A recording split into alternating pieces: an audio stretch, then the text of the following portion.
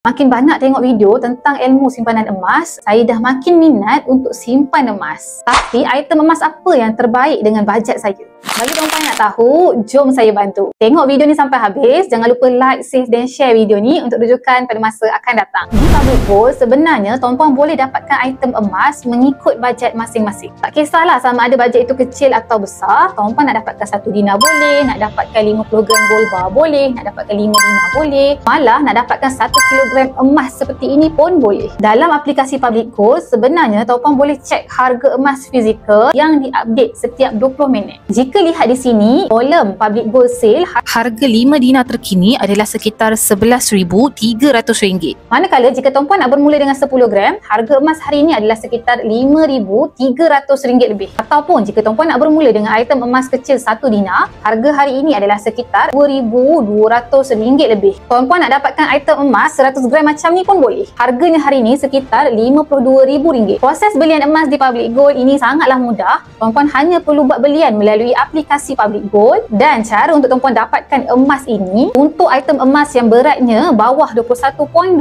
gram, Public Gold akan postkan ke rumah tuan-puan secara pos berinsurans. Manakala untuk item emas yang besar seperti 50 gram, 100 gram, 1 kilogram, tuan-puan hanya perlu ambil di cawangan Public Gold yang berdekatan setelah tuan-puan buat appointment di aplikasi Public Gold. Prosesnya sangat-sangat mudah. Belian dan jualan Public Gold tak rumit pun. Tuan-puan hanya perlu buka akaun Public Gold secara percuma untuk buat belian atau simpanan emas pertama di Public Gold. Bagi nak bermula, boleh terus rujuk pin video di profil saya untuk langkah mudah mulakan simpanan emas. Saya akan hubungi tuan-puan dan saya akan bimbing sebaiknya.